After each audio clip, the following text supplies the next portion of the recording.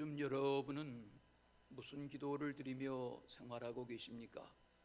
지난 한 주간 동안 날마다 마음에서 떠나지 않는 기도의 제목은 어떤 것들이었습니까? 이런 질문을 하면 어떤 이들은 목사님, 저는 하루에 3끼 식사기도 잠깐씩 하는 것만으로도 좋게요, 이렇게 반응하는 분들이 계실 수 있습니다. 무슨 기도를 그렇게 기도하라 하십니까? 할 수 있습니다. 다윗은 기도의 사람이었습니다. 다윗은 어려서부터 기도했습니다. 그는 낮에도 기도했고 아침에도 기도했고 밤에도 기도했습니다. 다윗은 언제 어디에서나 기도하는 기도의 사람이었습니다. 아시는 것처럼 시편은 150편이 방대한 분량인데 그 중에 절반에 가까운 73편의 분량이 다윗의 고백으로 되어 있습니다. 시편이라고 하지만 사실은 다윗의 시들을 읽어보면 대개는 다 기도입니다. 오늘 시편의 4편을 대하시고 계신데 이가 다윗의 시입니다. 다윗의 기도입니다. 1, 2편은 누가 썼는지에 대한 기록이 없지만 3편부터 71편까지를 차근차근 읽어 내려가다 보면 서너 편 빼고는 그 많은 분량들이 전반부에 다 다윗의 시편으로 되어 있습니다. 다윗의 기도, 다윗의 찬양, 다윗의 감사, 또 다윗의 간구, 다윗의 탄식, 이런 내용들이 시의 형식을 담고 있지만 하나님께 아뢰는 그런 기도의 내용들을 담고 있는 것을 알 수 있습니다. 오늘 4편 말씀의 시편을 대하실 터인데 펼쳐가지고 계신 성경에 시편 4편 1절을 잠깐 보십시오. 내 의의 하나님이여, 내가 부를 때에 응답하소서. 기도입니다. 기도로 시작합니다. 그 1절의 끝에도 보면 내게 은혜를 베푸사 나의 기도를 들으소서, 들어주세요, 기도하고 있습니다. 3절 끝에도 보면 내가 그를 부를 때에 여호와께서 들으시리로다. 이 표현은 내가 기도하면 하나님이 들으신다 하는 기도 응답에 대한 믿음과 확신을 가진 기도의 사람인 것을 알 수 있습니다. 6절 후반부에도 보시면 여호와여, 주의 얼굴을 들어 우리에게 비추소서. 이 표현은 민수기 6장 23절, 24절, 25절 거기에 나오는 하나님이 모세에게 말씀하셔서 내 형 아론과 내 조카들이 이 기도의 내용으로 백성을 축복하게 하라 하는 그 기도에 나오는 내용입니다. 여호와의 얼굴을 비추셔서 우리에게 복을 주세요, 도와주세요, 은혜 주세요, 평강 주세요 하는 그 기도를 다윗이 기억하며 기도한 것이 분명합니다. 다윗은 아시는 것처럼 베들레헴이라는 이스라엘의 작은 시골 마을에서 태어났지요. 이세라는 아버지의 8째 아들, 막내 아들로 태어났지요. 어머니의 이름을 성경은 말하지 않지요. 그러나 분명한 것은 유다 지파의 혈통을 따라서 태어난 이 아들 다윗, 저를 부모가, 어머니 아버지가 믿음으로 키우고 기도로 키운 것이 분명합니다. 아마 아버지 이새도 어머니도 이 막내 아들 다윗이 나중에 이스라엘 역사의 그런 걸출한 하나님의 사람으로 성장할 줄은 꿈에도 몰랐을 것입니다.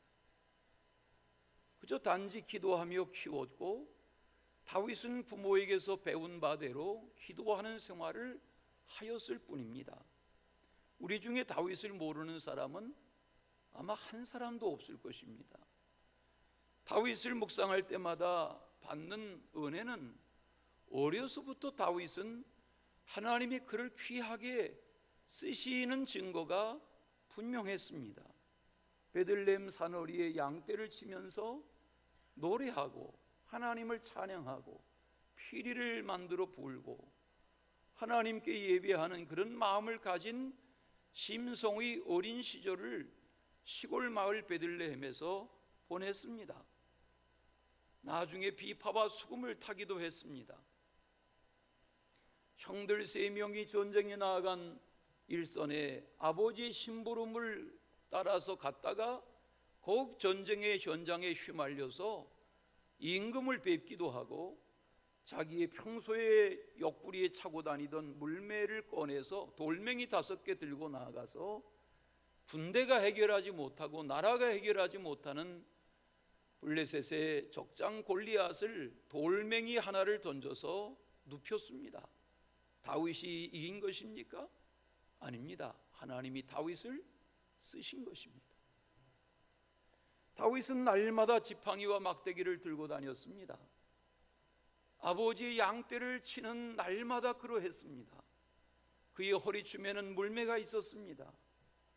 곰이 달려들면, 사자가 달려들면 아버지 이새의 양떼를 보호하기 위해서 어떻게 돌멩이를 던져서 물맷돌로 달려드는 곰이나 사자 같은 맹수를 막을 수 있나 하는 것을 어려서부터 담력을 키우며 체득했던 소년기를 보냈습니다.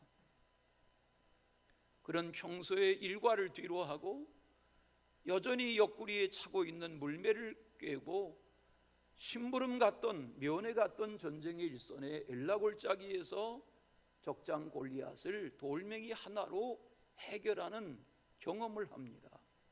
어떻게 그렇게 할 수 있었습니까? 날마다의 소박한 시골에 양떼를 치던 어린아이의 일상적인 습관이 거기에 하나님을 의지하는 믿음이 불붙여질 때에 역사를 바꾸어가는 쓰임받는 택함받는 하나님의 사람이 될 수 있었던 겁니다. 그런 대단한 다윗이지만 그의 주변에는 대적자가 많았습니다. 원수가 많았습니다. 심지어는 블레셋 눕힌 이후에 사울 임금의 딸로 인해서 사울 왕의 사위가 되었지만 얼마 가지 못해서 왕 사울이 이 사위인 다윗을 너무 미워합니다. 시기합니다. 죽이려고 합니다. 피할 수밖에 없으니까 생명을 부지하려고 광야에 나가서 숨어 지냅니다. 들짐승처럼 동굴에서 삽니다. 그런 세월이 몇 달로 끝난 것이 아니라 몇 년으로 끝난 것이 아니라 10년이 넘는 세월을 광야에서 동굴에서 지냈습니다. 다윗은 자기의 생이 그렇게 끝나는 줄 알았는데 하나님이 그 다윗을 나이 30에 이스라엘의 왕으로 등극하게 하십니다. 다윗이 준비한 것입니까? 하나님이 그렇게 쓰신 것입니다. 하나님의 총애를 받던 믿음의 사람, 존경받는 왕, 후대의 후세들이 흠모하는 왕, 찬미의 사람이요 시편의 사람이요 기도의 사람이요 은혜를 아는 사람이요 하나님을 의지할 줄 알았던 역사의 인물이 다윗입니다.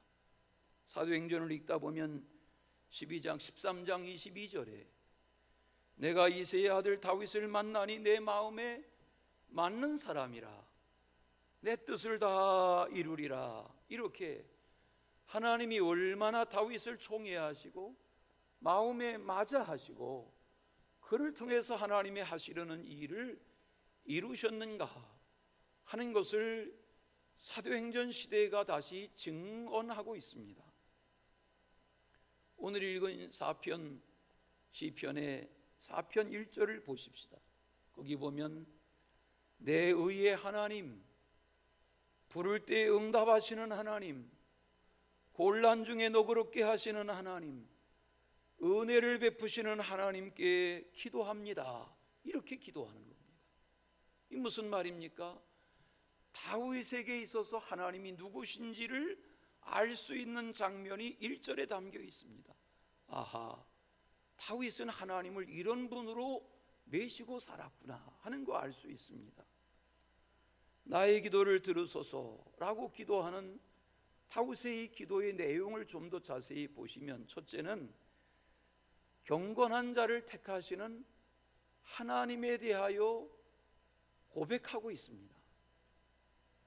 다윗이 이 시편을 쓸 당시는 아들 압살롬이 아버지 임금 다윗을 반역해서 자기를 추종하는 반역 세력과 함께 왕 다윗, 아버지 다윗을 예루살렘 왕궁에서 도망가게 한, 쫓아낸, 몰아낸 그런 상황에서 다윗이 이 산골 저 계곡으로 피하고 숨으며 추종하는 이들과 함께 은신처를 찾아다니면서 밤과 낮 불안하고 불편한 여건에서 언제 생명이 끝날지 모르는 그런 날들을 지내는 중에 이런 고백을 한 기도가 오늘 이 시편 4편입니다. 이걸 다윗의 비탄시 이렇게 이름 짓기도 하는데, 시편 3편과 4편과 5편은 아들 압살롬에게 반역당해서 쫓겨난 들판과 산허리에서 하나님의 도우심을 구하는 기도의 장면이 오늘 4편 말씀에도 담겨 있습니다. 하나님은 아무나 택하여 쓰지 않으십니다. 하나님은 경건한 자를 택해서 쓰십니다. 성경 말씀에 오늘 보시면 경건한 자를 택하시는 하나님에 대하여 말합니다. 그러면 우리는 질문하게 됩니다. 도대체 과연 누가 경건한 자인가? 여기 경건한 자라는 말은 하나님께서 사랑하시는 자다, 그런 뜻입니다. 하나님께서 사랑하시는 자를 하나님이 택하여 쓰신다는 말입니다. 맞습니다. 다윗은 우리가 대하면 대하는 대로, 어쩌면 다윗은 그 우여곡절과 많은 어려움과 환난을 겪는 중에도 하나님의 이런 사랑을 덧입을 수 있었을까? 하나님의 보호 속에 살아갈 수 있었을까 하는 것을 관찰하게 됩니다. 그렇지 않습니까? 내가 하나님을 사랑하는 것도 귀하지만 하나님의 사랑을 덧입는 것은 이렇게 아침이 되면 아침 햇살이 우리에게 비추는 것처럼 내가 하나님을 사랑한다는 사랑은 작은 것이되, 나를 향하신 하나님의 사랑은 아침 햇살처럼 그 천배 만배 비교할 수 없는 엄청난 사랑이 내게 언제나 쏟아져 오는 것입니다. 이걸 깨닫는 것이 경건한 자입니다. 그 경건한 자를 하나님이 택하여 쓰신다. 그렇지 않습니까? 아브라함이 하나님을 택한 것입니까? 하나님께서 아브라함을 택하여 쓰신 것입니까? 요즘 우리가 출애굽기를 날마다 조금씩 대하시는데, 모세가 하나님을 선택한 것입니까? 40년 광야 생활하던 호렙산 자락에 80된 노인 모세를 하나님이 택하신 것입니까? 하나님이 하신 것입니다. 하나님이 여호수아를 택하시고, 하나님이 갈렙을 택하시고, 하나님이 기드온을 택하시고, 하나님이 여사사 드보라를 택하시고, 하나님이 사무엘을 택하시고, 오늘 하나님이 다윗을 택하신 것입니다. 하나님이 솔로몬을, 하나님이 히스기야를, 하나님이 다니엘을, 하나님이 에스겔을, 하나님이 엘리야와 엘리사를 택하여 쓰신 것입니다. 예수님의 오시는 길을 예비했던 세례 요한을 하나님이 택하여 쓰신 것입니다. 12 제자도 그렇지 않습니까? 12 중에 7이 갈릴리에서 물고기 잡던 어부들입니다.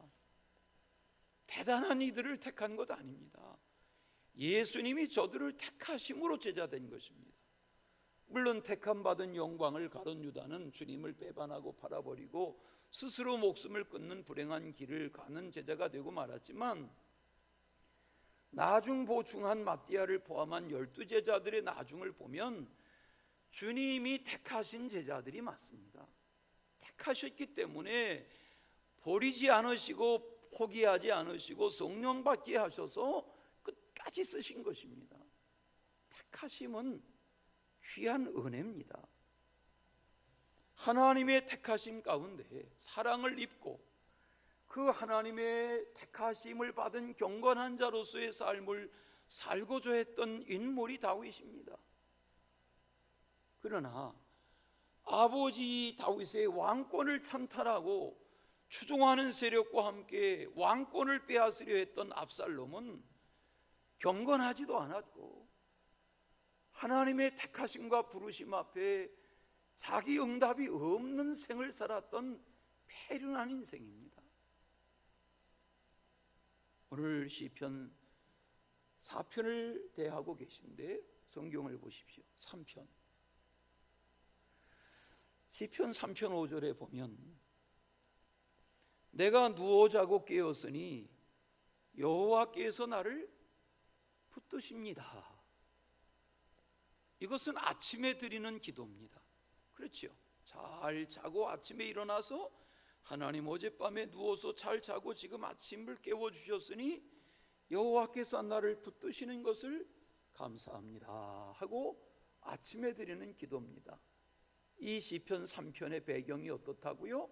왕궁에서 아들 압살롬에게 피하여 쫓겨다니던 때에 아침을 맞아서 드리는 기도입니다. 다시 4편 8절 내가 평안히 눕고 자기도 하리니 나를 안전히 살게 하시는 이는 오직 여호와이시니이다. 이 기도는 밤중에 드리는 기도입니다. 어떤 상황에서? 압살롬에게 피신해서 왕궁을 버리고 산허리로 계곡으로 추종자들과 함께 숨어 피하여 다니는 중에 밤이 됐습니다. 자야 합니다.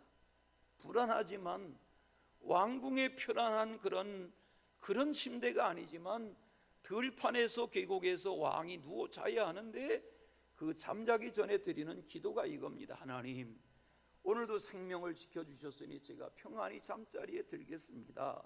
안전히 잠자기를 원합니다. 그리고 기도하는 겁니다. 옆에 분에게 인사하십시오. 어젯밤에 잘 주무셨어요? 여러분, 우리가 하루를 살든 100년을 살든 하루를 잠자리에 누워서 하루의 쉼을 갖고 또 하루의 새날을 깨워주심으로 아침에 일어나서 활동하는 겁니다. 그건 왕이나 신하나 평민이나 마찬가지입니다. 평안한 때에 왕궁에서 맞았던 아침이나 평안한 때에 왕궁에서 잠자리에 들던 시간이나 다윗의 기도는 변함이 없습니다. 지금 불안하고 쫓기고 피하고 숨어야 하는 운명이지만 밤이 왔고 어찌 될지 모르지만 잠을 청해야 하는 환경에 하나님, 밤이 왔습니다. 저에게 평안한 잠자리를 주십시오 하고 기도하는 겁니다.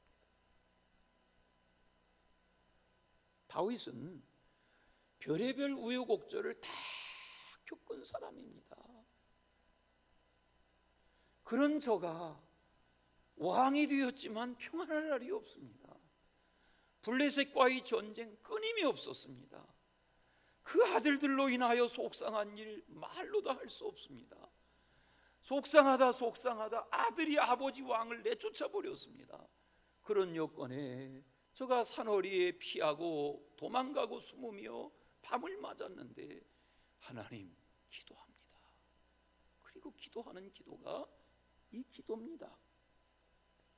나를 택하신 바가 없는데, 하나님이 나를 택하신 바가 없는데 나는 하나님의 택하심 받은 자다, 이렇게 착각하고 산다면 어리석고 불쌍한 인간이죠.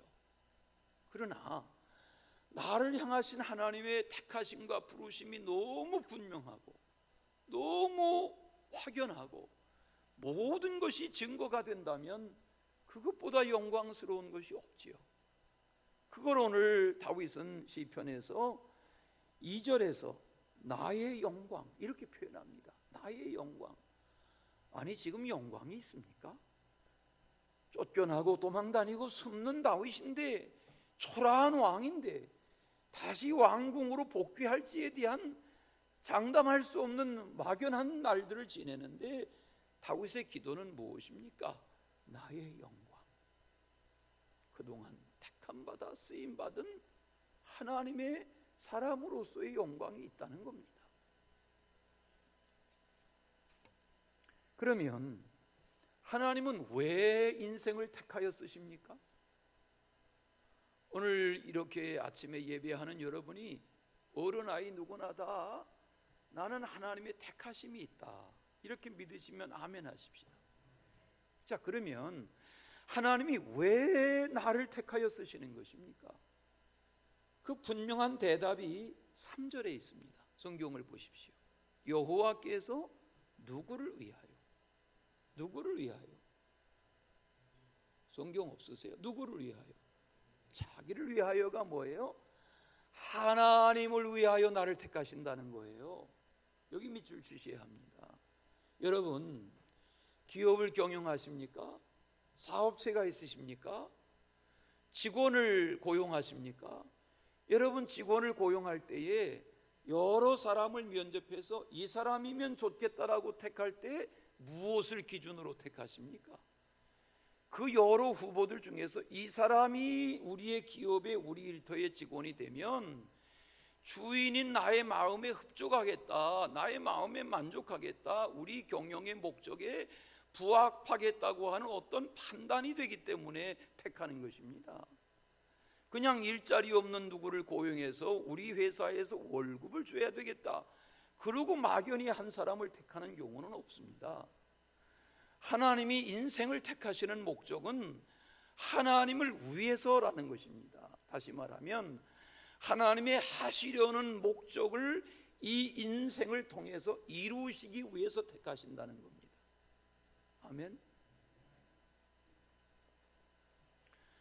하나님은 그 많은 시대의 많은 사람들 중에서 하나님의 사랑을 입고 하나님을 경건히 경외하며 하나님의 택하심 앞에 두렵고 떨리는 마음으로 응답하는 사람들을 통해서 하나님의 일을 이루어 가셨습니다. 이루어 오셨습니다. 이루어 가고 계십니다. 요한복음 15장의 포도나무의 비유를 잘 압니다. 포도나무 가지와 줄기에 대한 비유입니다. 그 비유를 말씀하시던 주님이 이 말씀을 16절에서 하셨습니다.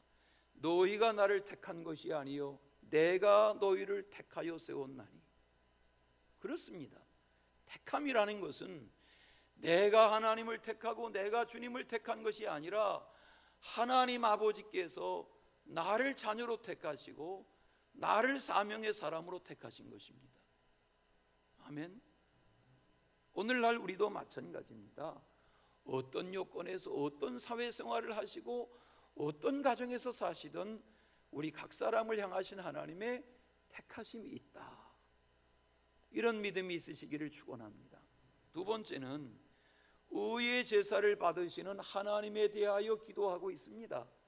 5절, 의의 제사를 드리고, 제가 방송실에 의인의 제사를 드리고 이렇게 원고를 넘겼는데 주보에도 의인의 제사를 받으시고 이렇게 했는데 의의 제사를 받으시는 하나님, 그렇게 고치겠습니다. 의의 제사를 받으시는 하나님. 하나님은 의의 제사를 받으신단 말이에요.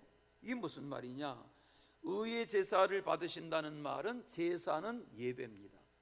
다 같이 제사는 예배다. 제사는 예배입니다. 다윗의 시대, 모세의 시대, 다윗의 시대에는 제사였습니다. 예배가 아니라 제사였습니다. 짐승을 잡고 곡물을 태우고 하는 제사입니다. 자, 그러면 의의 제사라는 말은 의의 예배입니다. 우리는 가인과 아벨의 제사를 압니다. 형제가 하나님 앞에 제사했습니다. 그런데 아벨과 아벨의 제물은 받으시고 하나님이 가인의 제사는 받지 않으셨습니다. 무엇이 차이입니까? 그러면 오늘 우리가 이렇게 하나님의 집에 나와 주일날 예배합니다. 그러면 예배는 무엇입니까? 하나님이 받으시는 제사를 드려야 합니다. 그것이 의의 제사입니다. 하나님이 받으시지 않는 제사는 의의 제사가 아닙니다. 사람들끼리 모여서 사람들 즐겁고 사람들 마음 감싸는 그건 세상적인 것이지 제사가 아닙니다. 우리 속담에 제사에는 마음이 없고 제밥에만 마음이 있다는 말은 뭐예요? 어서 대강 제사 드리고 저 맛있는 제밥 먹어야 되겠다, 제사 음식 먹어야 되겠다, 그런 태도가 돼서는 안 된단 말이에요. 하나님 앞에 제사다운 제사, 예배다운 예배를 드려야 한단 말이에요. 여러분, 제가 2, 3년 지나면 담임 목회한 지가 40년이지만 주일이 다가오면 언제나 가슴이 떨립니다. 날마다 설교하는 설교가 파도처럼 쏟아져 오지만 이 주일 설교 말씀 어떻게 준비해서 전하나, 시간이 촉박하고 마음이 떨리고 설 때마다 처음 서는 것 같고 그렇습니다. 거짓말 아닙니다. 진짜입니다. 그렇다니까요. 그냥 서면 설교하는 것 같지만 아닙니다. 어젯밤에도 고단해서 그냥 눈이 감기니까 그 원고 마무리가 안 돼가지고 주님 맡깁니다 그러고 자고 새벽같이 일어나서 이 원고 10장을 총알같이 써가지고 지금 예배하러 나온 겁니다. 하나님이 은혜 주시지 않으면 제가 벌벌 떱니다.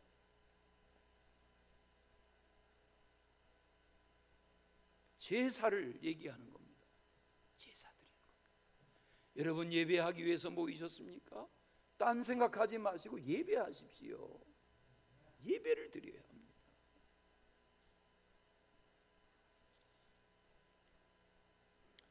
예배는 우리의 마음과 뜻과 정성을 다하여 드리는 것이 예배여야 합니다. 이거 어려운 말로 말하면 통섭적인 예배, 통전적인 예배, 이런 용어들을 신학교에서 쓰는데 우리의 예배는 하나님이 받으실 만한 그런 통섭적인 예배가 되어야 된단 말입니다. 그냥 드리면 드리고 말면 말고, 오늘 뭐 친척 집에 잔치 축하하러 가고 골프장 가고 다음 주에 가면 되고, 그게 아니라 말입니다. 내 생의 마지막 예배와 같은 마음을 가져야 된단 말입니다.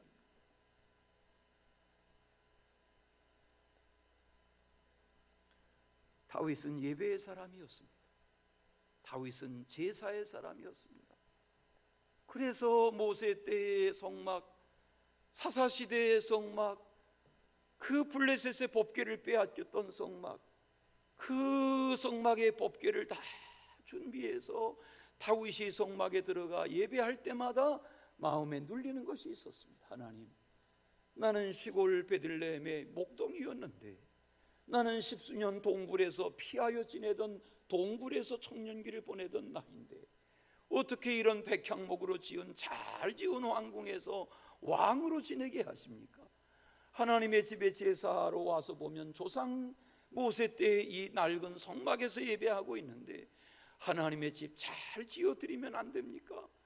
그 생각을 가지고 낮에 만났던 나단 선지자와 이야기를 합니다. 선지자요, 내가 하나님께 늘 드리는 기도는 하나님의 집 잘 지어 봉헌하고 싶습니다. 사실 제가 여기 이렇게 우리 이 영상을 볼 때마다 여러분 집에 이만한 TV 보시죠? 집집마다 이거 볼 때마다 이게 LED 시대에 이 흐릿한 이 영상 볼 때마다 내 주머니에 돈 있으면 정말 하고 싶어요. 예? 화면도 잘 안 보이는 영상, 감동이 되시는 분들이 좀 하세요. 여러분 집에서는 다리 뻗고 벽을 가리는 TV 보시면서 하나님의 집에 이게 LED가 아니지 초라하기 그지 없잖아요. 이거 우리가 지을 때 LED 스크린이 있었어요. 그렇지만 그 당시에 가격이 어마어마했어요. 지금은 10배나 싸졌어요.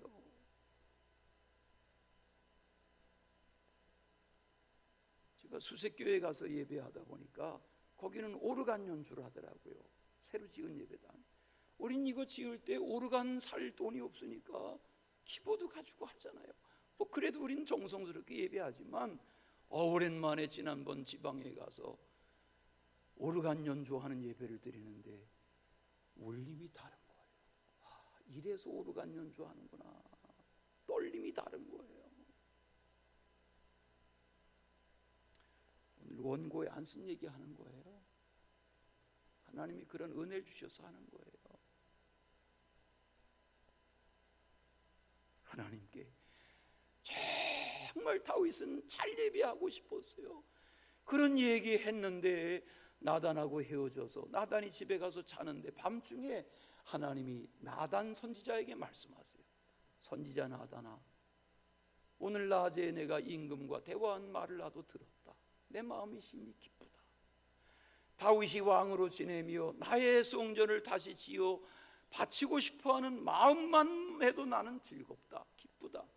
그리고 하나님이 쏟아주시는 축복의 말이 사무엘하 7장에 나오는 말입니다. 여러분 오늘 오후에 한번 읽어보십시오. 사무엘하 7장에 쫙 보면 나단 선지자를 통하여 하나님 엄청난 축복의 말씀을 하세요. 나는 그 마음만으로도 기쁘다. 다음 날 날이 밝기를 기다렸다가 선지자 나단이 임금을 만나러 갑니다. 폐하, 어젯밤에 하나님이 내게 말씀하셨어요. 어제 낮에 임금님과의 대화를 하나님도 들으셨답니다. 기쁘시답니다. 하나님의 집을 다시 지어드리고 싶은 마음만 가져도 기쁘시답니다. 그때 성경을 보시겠어요? 사무엘하 7장을 펼치셔서 18절, 그때에 나단이 다음 날 왕을 만나 말하던 그때에 나단을 통하여 주시는 하나님의 말씀을 들은 나단이 다윗이 사무엘하 7장 18절, 다윗 왕이 여호와 앞에 들어가 앉아서 하나님의 집에 들어가 앉아서 기도하는 거예요. 왕이 뭐라고 기도해요? 쭉 읽다 보니까 29절 끝에 가서 이런 기도를 드려요. 이제 청하건대 종의 집에 복을 주사 주 앞에 영원히 있게 하옵소서. 다윗이 구하는 복은 뭐예요? 주 앞에 영원히 있기를 원하는 게 기도예요.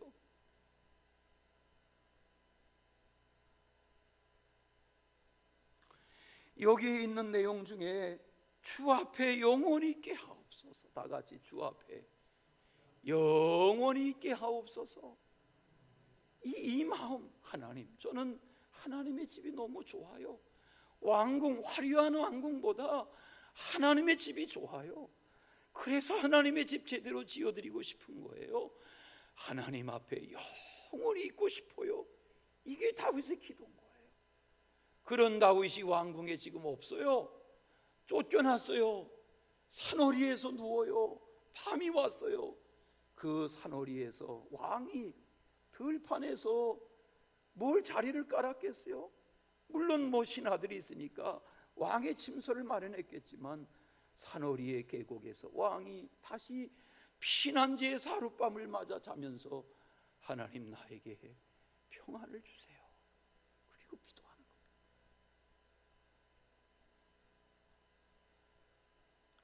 다시 오늘 말씀해 보시면 의의 제사를 드리고 여호와를 의지할지어다 그랬어요. 의의 제사를 드리는 인생은 누구라고요? 하나님을 의지하는 자여야 합니다. 하나님을 의지하는 자여야 하나님을 예배하는 것입니다. 예배가 살아있기를 축원합니다. 우리 찬양 한번 하십시다. 예배합니다 하는 찬양 한번 하십시다. 우리 어쩌다 부르시는 찬양이지만 마음을 담아서 한번 찬양해 보시기 바랍니다.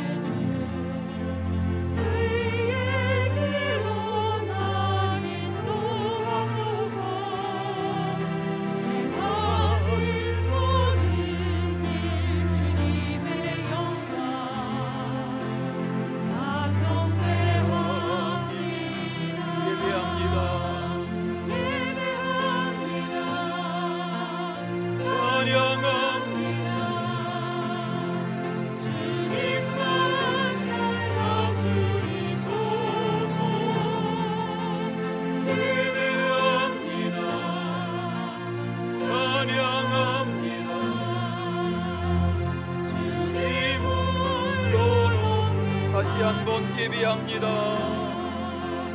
예배합니다. 찬양합니다. 주님만 날 다스리소서. 예배합니다. 찬양합니다. 주님 홀로 높이 받으소서.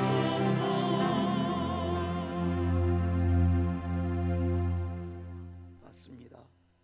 다윗은 경건한 예배자, 진실한 예배자, 어떤 상황 속에서도 저가 쫓겨 산허리에 눕는 상황 속에서도 하나님께 기도하던 예배자였습니다. 의의 제사를 드리는, 의의 예배를 회복하는, 코로나로 인해서 예배를 빼앗기는 것이 아니라 예배를 예배답게 회복해가는 그런 은혜가 있으시기를 축원합니다. 마지막은 마음의 기쁨을 주시는 하나님께 기도하고 있습니다. 하나님을 따르고 섬기는 자녀의 모습이 뭡니까? 하나님을 기뻐하는 거지요. 화목한 가정, 화목하게 사는 가족들의 특징은 그 가정 안에 기쁨이 있는 거지요. 오늘 말씀의 7절에 보니까 그렇게 고백하지 않습니까? 주께서 내 마음에 두신 기쁨은 그랬어요. 아니, 지금 아들들 중에 압살롬이라는 아들이 아버지를 배반하고 아버지를 왕궁에서 몰아내고 그런 뒤숭숭한 여건인데 아버지 다윗 임금 다윗에게 기쁨이 있어요? 없어요. 무슨 기쁨이 있어요? 부끄럽기 짝이 없어요. 내가 어찌다가 다른 누구도 아니고 내 허리에서 태어난 피부치 아들에게 이 꼴을 당한단 말인가. 그런데 다윗은 잠자리에 들기 전에 뭐라고 기도하고 있어요? 하나님이 내 마음에 주신 기쁜 환경이 아니에요. 그런데 다윗은 기도하고 있어요. 내 마음에 두신 기쁨.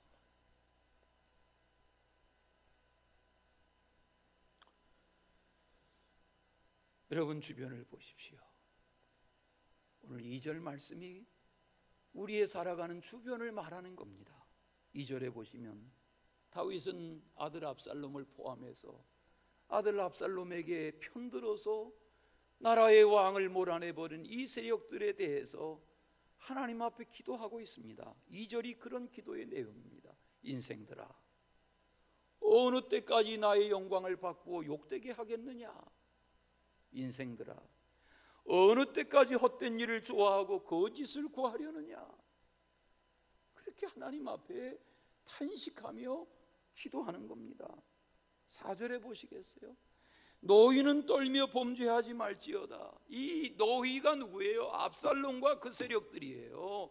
너희는 떨 줄 알아야 된다. 범죄하면 안 된다. 여기 떤다는 말은 그 원래 떤다는 표현은 분노한다, 분개한다는 말이에요. 화낸다는 말이 아니라 너희들 스스로 지금 범죄하고 잘못하고 있는 것을 깨달아 스스로 너희들을 부은히 여기고 돌이키란 말이에요.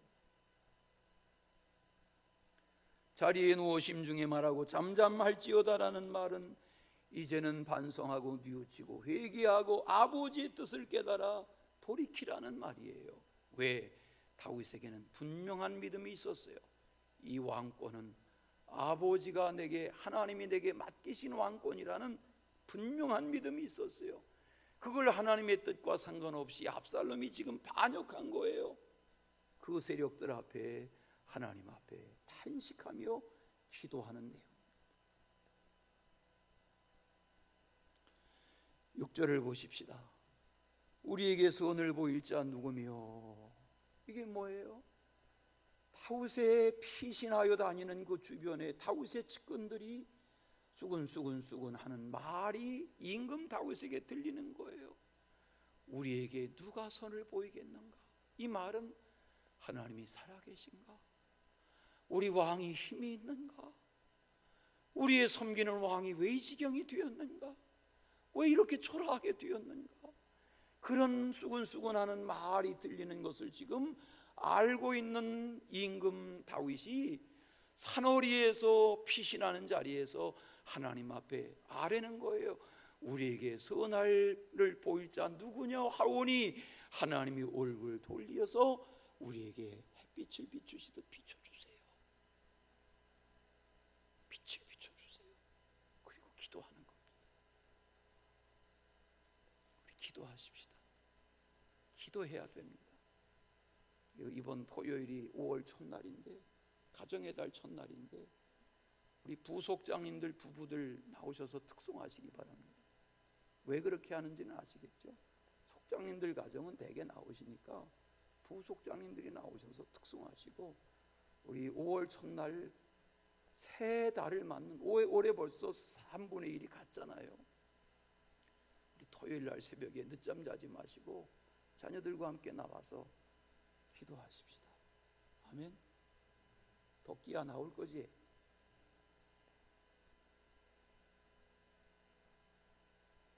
기도해야 됩니다. 이불 속에서도 기도할 수 있고 차 안에서 기도할 수 있지만 다윗은 하나님의 집을 사모했습니다. 시편 5편에 보면 거기 11절에 주께 피하는 자의 기쁨이 있다. 주의 보호로 말미암는 영원한 기쁨이 있다. 주의 이름을 사랑한 자들의 즐거움이 있다. 그런 고백을 해요. 오늘 말씀에 와서 8절을 다시 보시면 내가 편안하게 누워 잘 수 있는 것은 주께서 나를 안전하게 지켜주시기 때문입니다. 아멘. 이렇게 하고 다윗이 잠자리에 드는 거예요. 이 말씀, 이게 8절 이 말씀이 현대인의 번역으로 보면 그렇게 되어 있어요. 하나님, 내가 편안하게 누워 잘 수도 있는 이것은 주께서 나를 안전하게 지켜주시기 때문입니다. 그리고 잠을 청하는 거예요. 다시 3편 5절을 보십시다. 아침이 밝았습니다. 하나님, 내가 누워 자고 깨었으니 지난밤에도 여호와께서 나를 붙들어 주셨군요. 그렇게 기도하는 것입니다. 은혜로운 나날 되시기를 축원합니다. 사랑의 주 하나님 아버지, 우리에게 이런 은혜, 이런 기쁨, 이런 평안 주시고 흉흉하고 뒤숭숭한 세상 중에서도 이 세상 환경으로 인하여 마음 빼앗기지 말고 다윗처럼 하나님 앞에 마음을 쏟는 예배의 사람, 기도의 사람 되게 하여 주시옵소서.